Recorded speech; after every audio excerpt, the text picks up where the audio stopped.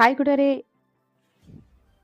Hi കൂട്ടുകാരെ ഇന്നത്തെ എപ്പിസോഡിൽ ഗാഥയുടെയും കൃഷ്ണയുടെയും അമ്മ സിതാര തന്നെയാണ് എന്നുള്ള സത്യം അറിഞ്ഞതുകൊണ്ട് തന്നെ ഗോകുലൻ ഇക്കാര്യം സംസാരിക്കുവാനായി തങ്കത്തെ വിളിക്കുന്നു.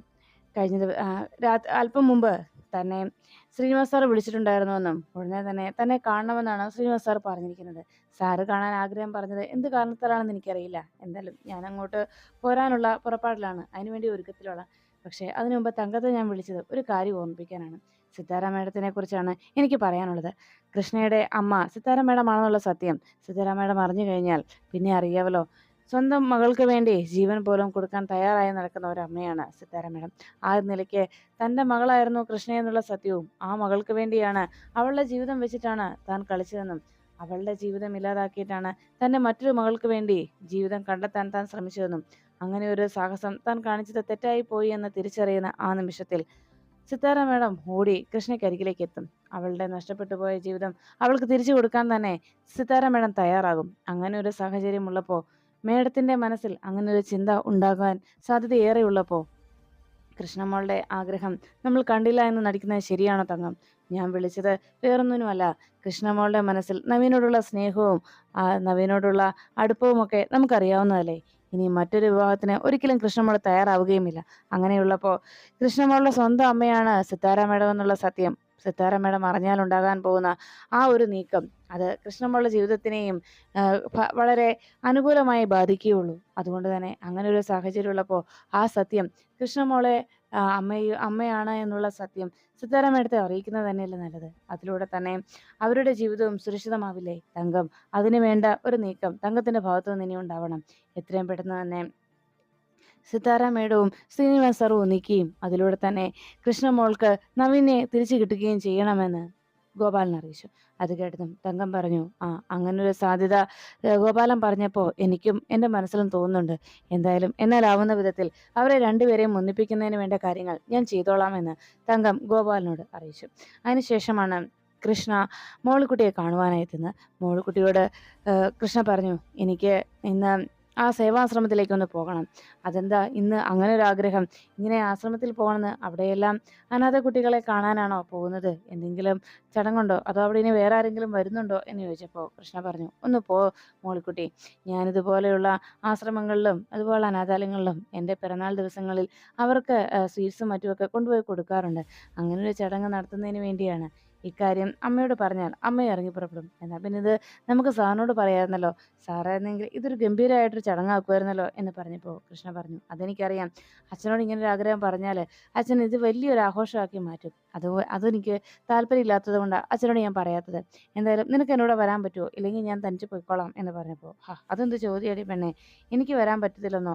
ഞാൻ വരും, അതിൽ എന്താ സംശയം എന്ന് ചോദിച്ചു. അപ്പോഴേക്കും കൃഷ്ണ പറഞ്ഞു, അവിടെ ആ കുട്ടികളുടെ അടുത്ത് നിന്ന് അവർക്ക് സ്വീറ്റ്സ് ഒക്കെ വാങ്ങിച്ചു കൊടുക്കുമ്പോൾ അവരുടെ കണ്ണിലുണ്ടാകുന്ന ആ സന്തോഷം, ആ തിളക്കം, അത് എത്രയാണെന്ന് പറഞ്ഞറിയിക്കാൻ കഴിയില്ല. അത് കേട്ടതോടെ അടുത്ത് നിന്ന് മോളിക്കുട്ടി ചോദിച്ചു, നീ ഇത് ആരോടാ ഈ പറയുന്നത്? എന്നും ഈ അനാഥ കുട്ടികളുടെ മനസ്സും സന്തോഷവും അവരുടെ മനസ്സിലെ ആഗ്രഹങ്ങളും എന്തൊക്കെയാണെന്ന് അറിയണമെങ്കിലേ എനിക്ക് സ്വന്തം കണ്ണാടിയിൽ നോക്കി എന്നെ തന്നെ കണ്ടാ പോരെ? ഞാനും ഫലത്തിൽ ഒരു അനാഥ തന്നെ അല്ലേടി എന്ന് ചോദിച്ചു. അത് കേട്ടതും കൃഷ്ണ പറഞ്ഞു, ദീത, ഒരു കാര്യം ഞാൻ പറഞ്ഞേക്കാം മോൾക്കുട്ടി, നിന്നോട് കഴിഞ്ഞ ദിവസേ ഞാനും അമ്മയും പറഞ്ഞാണ് ഇത്തരം ചിന്തയും ഇത്തരം സംസാരമൊന്നും നിന്റെ ഭാഗത്തുനിന്ന് ഇനി ഉണ്ടാവരുതെന്ന്. അത് കേട്ടതും മോൾക്കുട്ടി പറഞ്ഞു, ഓ ഇല്ല ഇല്ല, ഇനി എന്തായാലും അങ്ങനെയൊന്നും ഞാൻ സംസാരിക്കുന്നില്ല, എന്താ പോരെ എന്ന് ചോദിച്ച് മോളിക്കുട്ടിയും കൃഷ്ണയോട് താൻ ഇനി അങ്ങനെ ഒന്നും പറയുകയില്ല എന്ന് ഉറപ്പ് നൽകുന്നു. അങ്ങനെയെല്ലാം കേട്ട സന്തോഷത്തോടെ അവർ അവിടുന്ന് വണ്ടി പുറപ്പെട്ടു. അപ്പോഴാണ് നവീൻ്റെ അരികിലേക്ക് മാണിക്കുഞ്ഞ് എത്തിയത്. മാണിക്കുഞ്ഞ് ഉടനെ അവനോട് ചോദിച്ചു, സാറേ സാർ റെഡിയല്ലേ, നമുക്ക് പോയാലോ എന്ന് ചോദിച്ചതും, അതെ പോകാം, പക്ഷെ സാറേ എനിക്കൊരു കാര്യം, നമ്മളിന്ന് ആശ്രമത്തിലെ കുട്ടികൾക്ക് വേണ്ടി പണിയാൻ പോകുന്ന കെട്ടിടം, അതും അത്രയും ബഡ്ജറ്റിനുള്ളത്, അതിൻ്റെ ആവശ്യമുണ്ടോ സാറേ? ഒരു രൂപ പോലും ചിലവ് അവർക്ക് മുടക്കില്ലാതെയല്ലേ നമ്മൾ ചെയ്തു കൊടുക്കുന്നത് എന്ന് ചോദിച്ചപ്പോൾ നവീൻ പറഞ്ഞു, എടോ ഇതൊക്കെ നമ്മൾ ചെയ്യുന്നൊരു സാമൂഹ്യ സേവനമാണ്. ആ അമ്മ അവിടുന്ന് എന്നെ വിളിച്ചിരുന്നു, എത്രയും പെട്ടെന്ന് അവിടെ ചെല്ലണം എന്നാണ് അമ്മ പറഞ്ഞിരിക്കുന്നത്. ഇനിയും ആ കെട്ടിടത്തിന്റെ നിർമ്മാണത്തെക്കുറിച്ച് നമ്മളിങ്ങനെ ഒരു അമാന്തം മുന്നോട്ട് കൊണ്ടുപോകുന്നത് ശരിയല്ല. എനിക്ക് ഇതുപോലുള്ള പ്രവർത്തനങ്ങളിൽ വലിയ താല്പര്യമുള്ള കാര്യമെന്ന് എനിക്കറിയാമല്ലോ എന്ന് ചോദിച്ചപ്പോൾ, ശരി, ഇനി ഞാൻ അതിനെ കൂടുതൽ ചോദ്യം ചെയ്യാനൊന്നും നിൽക്കുന്നില്ല, എന്നാൽ നമുക്ക് പോകാം സാറേ എന്ന് പറഞ്ഞ് നവീനെ വിളിച്ചുകൊണ്ട് മാണിക്കുഞ്ഞ് പുറത്തേക്ക് ഇറങ്ങി. അപ്പോഴാണ് കാറിനകത്ത് വേറൊരാൾ ഇരിക്കുന്നത് മാണിക്കുഞ്ഞ് കണ്ടത്. ഉടനെ മാണിക്കുഞ്ഞ് പറഞ്ഞു, സാറേ അത് കണ്ടോ, ഇത് ഇന്നാകെ പ്രശ്നമാണെന്ന് തോന്നുന്നത് എന്ന് പറഞ്ഞപ്പോൾ സീറ്റിൽ കയറിയിരിക്കുന്ന കാറിനകത്ത് കയറിയിരിക്കുന്ന ഉദയനെ കണ്ടു. ഉടനെ നവീൻ ചോദിച്ചു, അമ്മാവൻ എന്തേ കാണിക്കുന്നത്? അമ്മാവൻ ഇങ്ങ് ഇറങ്ങിക്കേ, ഞങ്ങളൊരു ഇമ്പോർട്ടൻ്റ് ആയിട്ടുള്ള മീറ്റിങ്ങിനായിട്ട് പോകാൻ ഇറങ്ങുക. അത് കേട്ടതും നവീനോട് ഉദയൻ പറഞ്ഞു, അതെ എൻ്റെ പൊന്നു മോനെ, എനിക്കൊരു കാര്യം പറയാനുണ്ട്. ഇവിടെ ഈ നിർമ്മലയുടെ പരിഹാസവും ആട്ടും തുപ്പും കേട്ട് ഞാൻ മടുത്തു. ഭാര്യ വീട്ടിൽ ഇങ്ങനെ ഉണ്ട് കഴിഞ്ഞ് ജീവിക്കുകയാണെന്നും മേലനങ്ങി ഒരു ജോലിയും ചെയ്യില്ല എന്നുമൊക്കെയാണ് എന്നെക്കുറിച്ച് നിർമ്മല പറയുന്നത്. ആ പരാതികൾ കേട്ട് എനിക്ക് മതിയായി. അതുകൊണ്ട് മോനെ, ഇനി മുതൽ ഞാൻ മോൻ്റെ കൂടെ വരാം. നമുക്കൊത്തിരി കൺസ്ട്രക്ഷൻ സൈറ്റുകളൊക്കെ ഉണ്ടല്ലോ, അവിടെയൊക്കെ നടന്ന് എന്തെങ്കിലുമൊക്കെ ജോലി എനിക്ക് നീ തരണം. ഇവിടെ എത്രയോ ബംഗാളികൾക്കും ഒക്കെ നീ ജോലി കൊടുക്കുന്നുണ്ട് മോനെ. അതിലേതെങ്കിലും ഒരിടത്ത് എനിക്ക് എന്തെങ്കിലും ഒരു ജോലി തന്നൂടെ എന്ന് ചോദിച്ചു. അതുകൊണ്ട് ഇന്ന് മുതൽ ഞാൻ മോൻ്റെ കൂടെ ഇങ്ങനെ വരുവാ. മോൻ എവിടെ പോകുന്നു? മോൻ ചെയ്യുന്ന പ്രവൃത്തികളൊക്കെ കണ്ട് പഠിക്കാനായിട്ട് എന്ന് പറഞ്ഞു. മാണിക്കുഞ്ഞ് അത് കേട്ടതും അവനോട് പറഞ്ഞു, സാറേ ഇതാകെ കുഴപ്പമാവുമെന്ന് എനിക്ക് തോന്നുന്നേ. നമുക്ക് ഈ മുതലിനെ എങ്ങനെയെങ്കിലും എവിടെയെങ്കിലും കൊണ്ടുപോയി വെച്ചാലോ എന്ന് പറഞ്ഞപ്പോൾ, അതെ ഇനി എന്ത് പറഞ്ഞാലും ശരി, ഞാൻ ഇതിൽ നിന്ന് ഇറങ്ങില്ല എന്ന് പറഞ്ഞ് ഉദയൻ കാറിനകത്ത് കയറിയിരുന്നു. ഉടനെ മാണിക്കുഞ്ഞിനോട് നവീൻ പറഞ്ഞു, സാരമില്ലടോ, വരട്ടെ, ഇനി നിന്നാൽ ലേറ്റ് ആവും, നമുക്ക് ഇറങ്ങാമെന്ന് പറഞ്ഞ് വേഗം അവർ കാറും എടുത്തോണ്ട് പുറപ്പെട്ടു. അപ്പോഴേക്കും ഗാഥ നല്ല മയക്കത്തിലായതുകൊണ്ട് ഗാഥയുടെ അരികിൽ വന്ന് ഗാഥയെ തന്നെ നോക്കിയിരിക്കുകയായിരുന്നു സിത്താര. കണ്ണു തുറന്ന ഗാഥ തന്നെ നോക്കിയിരിക്കുന്ന സിത്താരയെ കണ്ടു. മമ്മി ഇപ്പോഴാണ് വന്നത് എന്ന് ചോദിച്ചു ഞെട്ടലോടെ എണീറ്റു. ഏയ് ഞാൻ കുറച്ചു നേരം ആയുള്ളൂ, മോള് എഴുന്നേറ്റോ എന്ന് അറിയാനായിട്ട് ഇവിടെ വന്ന് നോക്കിയിരിക്കുകയായിരുന്നു എന്ന് പറഞ്ഞു. ഓ, ഇന്നലെ എപ്പോഴാണ് ഉറങ്ങിയെന്ന് അറിയത്തില്ല, എന്തായാലും സുഖമായിട്ടൊന്ന് ഉറങ്ങി കുറേ നാൾക്ക് ശേഷം എന്ന് ഗാഥ പറഞ്ഞു. അപ്പോഴാണ് സിനി അവർക്കുള്ള ചായയുമായിട്ട് അവിടേക്ക് എത്തിയത്. ഉടനെ ചായ രണ്ടുപേർക്കും കൊടുത്തു കഴിഞ്ഞതും, ഗാഥ മേഡം നല്ല ഫ്രഷ് ആയിട്ടുണ്ടല്ലോ, ഉറങ്ങി എണീറ്റിട്ടുകൊണ്ടായിരിക്കും അല്ലേ എന്ന് സിനി ചോദിച്ചപ്പോഴേക്കും ഗാഥയെ നോക്കി സിത്താര പറഞ്ഞു, അതെ വേഗം ചായ കുടിച്ച് മോളൊന്ന് ഫ്രഷ് ആയിക്കേ, നമുക്ക് ഒന്ന് പുറത്തു പോകണം. അത് കേട്ടതും എങ്ങോട്ടാ മമ്മി, വല്ല ക്ഷേത്രത്തിലേക്കും മറ്റോ ആണോ എന്ന് ചോദിച്ചപ്പം, ക്ഷേത്രത്തിലേക്കൊന്നും ഇനി പോകുന്നില്ല. വഴിപാടുകളും പൂജകളും ഒക്കെ വേണ്ട വിധത്തിലൊക്കെ ചെയ്തിട്ടുണ്ട്. ഇനി ദൈവങ്ങൾ കണ്ണു തുറക്കുവാണെങ്കിൽ തുറക്കട്ടെ, ഇല്ലെങ്കിൽ അവരുടെ എന്താ ചിന്തിക്കുന്നത് ശിക്ഷയെ നടത്തുവാണെങ്കിൽ നടത്തിക്കോട്ടെ. ഇനിയിപ്പോൾ എന്തായാലും അതിനൊന്നും നമ്മൾ പുറപ്പെടുന്നില്ല. നമ്മൾ പോകുന്നത് ഒരു ഔട്ടിങ്ങിനാണ്. അല്ലെങ്കിൽ എവിടെയെങ്കിലും പാർക്കിലേക്കോ വല്ല അമ്യൂസ്മെന്റ് പാർക്കിലേക്കോ അല്ലെങ്കിൽ വല്ല ഹിൽ സ്റ്റേഷനിലേക്കോ എവിടേക്കെങ്കിലും പോകാമെന്ന് അവർ തീരുമാനിച്ചു. അതെന്തായാലും നല്ല ഐഡിയ മമ്മി, നമുക്ക് പോകാമെന്ന് ഗാഥയും സമ്മതിച്ചു. എല്ലാത്തിൽ നിന്നും ഒരു റിലീഫ് വേണം മമ്മിക്ക് മമ്മിയും മമ്മിക്ക് ഞാനും എനിക്ക് മമ്മിയും മാത്രമായിട്ടൊരു ലോകത്തിലേക്ക് നമുക്കങ്ങ് എത്തണം. അതിന് ഞാൻ തയ്യാറാണ്, ഞാൻ ഇപ്പം തന്നെ റെഡിയായി വരാമെന്ന് പറഞ്ഞ് ഗാഥ വേഗം റെഡിയാകാനായിട്ട് പോന്നു. ഈ സമയത്ത് നവീൻ ആ ആശ്രമത്തിലേക്ക് വന്നെത്തി.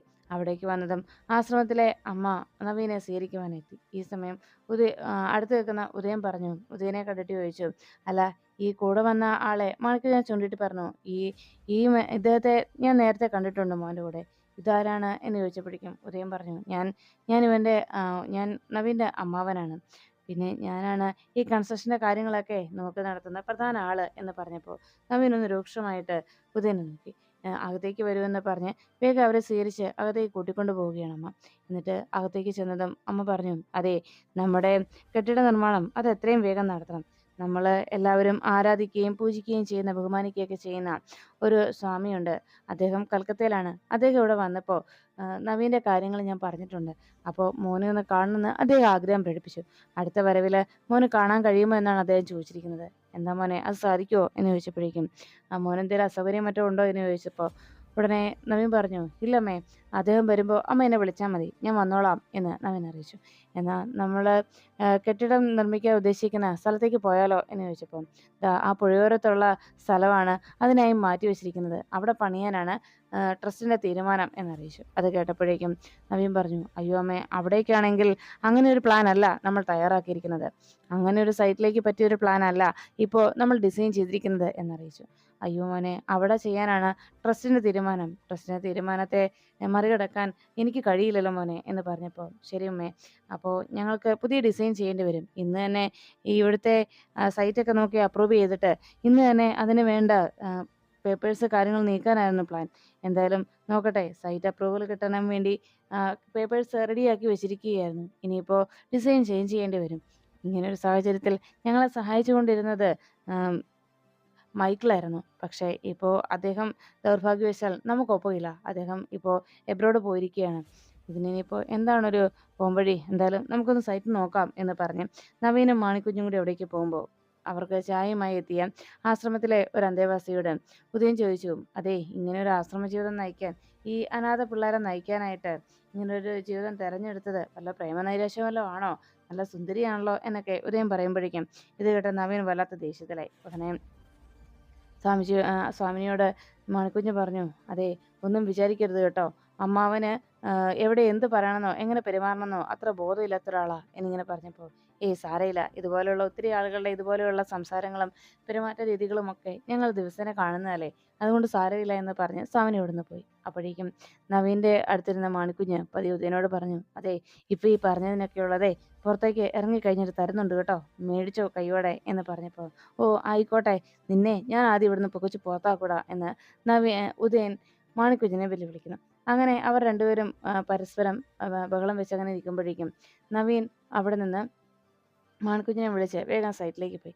ഈ സമയത്ത് അപ്രതീക്ഷിതമായിട്ട് അവിടെ ആ സൈറ്റിലേക്ക്, ആ സേവാശ്രമത്തിലേക്ക് വന്നെത്തുകയാണ് കൃഷ്ണയും മോളിക്കുട്ടിയും. കൃഷ്ണ വന്നിറങ്ങിയതും മോളിക്കുട്ടി പറഞ്ഞു, ഇനി ഇവിടുത്തെ കുട്ടികളോടൊപ്പം ഒത്തിരി നേരം ചെലവഴിക്കുന്നുണ്ടാവുമല്ലേ എന്ന് ചോദിച്ചപ്പോൾ കൃഷ്ണ പറഞ്ഞു, അതെ, കുട്ടികളുടെ സന്തോഷവും അവരുടെ കളിച്ചിരിയൊക്കെ കണ്ടു നിൽക്കാനും അവരോടൊപ്പം നമ്മുടെ സമയം ചെലവഴിക്കുന്നതും അത് വലിയ കാര്യങ്ങളാണ്. അതുകൊണ്ട് മോളിക്കുട്ടി, നീ ഇവിടെ തന്നെ നിൽക്കണ്ട, നീയും പോര്, നമുക്ക് കുട്ടികളുടെ കൂടെ കുറച്ച് നേരം അവർക്ക് ഈ സ്വീറ്റ്സ് ഒക്കെ കൊടുത്ത് അവരുടെ സന്തോഷത്തിൽ പങ്കുചേരാമെന്ന് പറഞ്ഞ് കൃഷ്ണ മോളിക്കുട്ടിയും വിളിച്ച് അകത്തേക്ക് പോന്നു. അങ്ങനെ അവർ രണ്ടുപേരും കൂടി ആശ്രമത്തിലേക്ക് കയറി ചെല്ലുമ്പോഴാണ് ആശ്രമത്തിൽ സൈറ്റ് വിസിറ്റ് ചെയ്യാനായിട്ട് വന്ന നവീൻ അപ്രതീക്ഷിതമായിട്ട് കാണുന്നത്. അപ്പോഴേക്കും നവീൻ പ്ലാൻ ചെയ്ത ആ ഒരു പദ്ധതി അവിടെ നടപ്പിലാക്കാൻ സാധിക്കാത്തൊരു സാഹചര്യവും, പുതിയൊരു പ്ലാൻ ഉടനെ തന്നെ അത്യാവശ്യമായിരിക്കുന്ന ഈ ഒരു അവസരത്തിൽ തനിക്ക് വേണ്ടി ഇങ്ങനൊരു പ്ലാൻ ചെയ്തു തരാൻ ആരാ വരിക എന്നൊരു ടെൻഷനായിരുന്നു. അപ്പോഴാണ് ഇതൊന്നും അറിയാതെ കൃഷ്ണ അവിടേക്ക് വന്നെത്തുന്നത്. അപ്രതീക്ഷിതമായി കൃഷ്ണ മുന്നിലേക്ക് വരുമ്പോൾ അതിശയമാവുകയാണ് നവീന്. അത് ശരി, താൻ ഇതുപോലുള്ള സ്ഥലങ്ങളിലൊക്കെ വരാറുണ്ടല്ലേ എന്ന് കൃഷ്ണയോട് നവീൻ ചോദിക്കുമ്പോഴേക്കും കുറേ ദിവസങ്ങൾക്ക് ശേഷം നവീനെ കണ്ട ഒരാശ്ചര്യത്തിൽ മതിമറന്ന് നവീൻ്റെ കണ്ണുകളിലേക്ക് തന്നെ നോക്കി നിൽക്കുകയാണ് കൃഷ്ണ. അപ്പോഴേക്കും നവീൻ തനിക്ക് നഷ്ടപ്പെട്ടു പോയ ആ ഗാഥയെ തിരിച്ചു കിട്ടിയ സന്തോഷത്തിൽ അരികിലേക്ക് കൃഷ്ണ ചെന്നപ്പോൾ തന്നെ തനിക്ക് നഷ്ടപ്പെട്ടു പോയ ഗാഥയുടെ പ്രസൻസ് വല്ലാതെ നവീന് ഫീൽ ചെയ്യുന്നു. അതുപോലെ തന്നെ കൃഷ്ണയുടെ മുഖത്ത് കാണുന്ന ആ നിഷ്കളങ്കതയും പുഞ്ചിരിയും ഒക്കെ കണ്ട് നവീനും മതിമറന്ന് കൃഷ്ണയെ തന്നെ നോക്കി നിൽക്കുന്നു.